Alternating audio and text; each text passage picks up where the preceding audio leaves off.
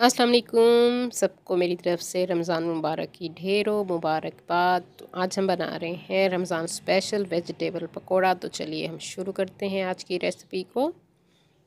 उसके लिए चाहिए हमें एक बाउल, उसमें मैंने डाल दिया है एक छोटे साइज़ की प्याज, एक बड़े साइज़ का आलू जिसे जूलियन कट में हमने बारीक बारीक काट लिया था, 2 टेबलस्पून हरा धनिया और थोड़ा सा पुदीना मैंने इसमें डाल दिया है, एक शिमला मिर्च इसको भी मैंने लंबाई में काट लिया है, एक छोटी गाजर थी उसको भी मैंने लंबाई में काट लिया है। आजकल ये सब्ज़ियाँ अवेलेबल हैं, आप इसमें डाल सकते हैं। 2 से 3 हरी मिर्चें अपने टेस्ट के हिसाब से आप इसमें डाल दीजिए।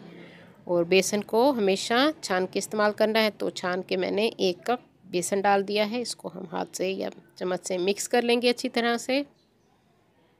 उसके बाद हम इसमें डालेंगे खुश्क मसाले, 1 चौथाई चम्मच मैं हल्दी पाउडर इसमें डाल रही हूँ, 1 टीस्पून कुटी हुई लाल मिर्च, 1 टीस्पून नमक, ये आप अपने टेस्ट के हिसाब से कम या ज़्यादा कर सकते हैं। 1.5 टीस्पून मैं इसमें डाल रही हूँ खुश्क धनिया पाउडर। उसके बाद हम इसमें डालेंगे चुटकी अजवाइन की, क्योंकि ये बादीपन दूर करती है। बेसन में ज़रूर इसका इस्तेमाल किया कीजिए। थोड़ा सा मैंने सफ़ेद ज़ीरा इसमें डाल दिया है और साथ खुश्क पुदीना मैंने इसमें डाल दिया है।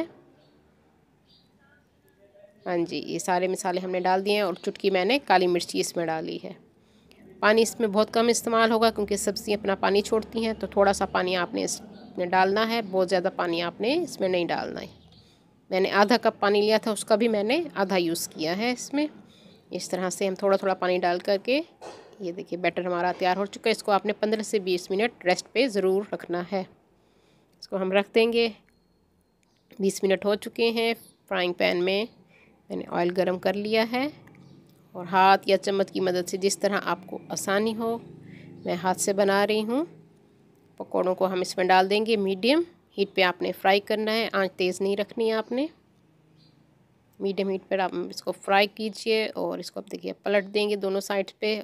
गोल्डन कलर आने तक आपने इसको बनाना है। और जो लोग न्यू है मेरे चैनल पे, वो जल्दी से मेरे चैनल को सब्सक्राइब कर लें। मेरी वीडियो को लाइक और शेयर ज़रूर कर दिया कीजिए अपने फ्रेंड्स एंड फैमिली में, और साथ बेल आइकन को भी ज़रूर प्रेस कीजिए ताकि हर आने वाली न्यू वीडियो का नोटिफिकेशन आप सबको मिल सके। हाँ जी, पकोड़े देखिए गोल्डन कलर के हो चुके हैं।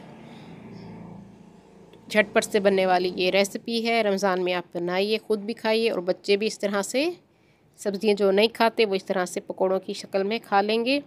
मज़ेदार हमारे पकोड़े तैयार हैं। आप अफ्तारी में इसको बनाइए और केचप या चटनी जिस चीज़ के साथ आप खाना चाहें इसको पेश कीजिए। उम्मीद करती हूँ मेरी आज की रेसिपी आप लोगों को पसंद आएगी। अपनी दुआओं में मुझे याद रखा कीजिए। अल्लाह हाफिज़।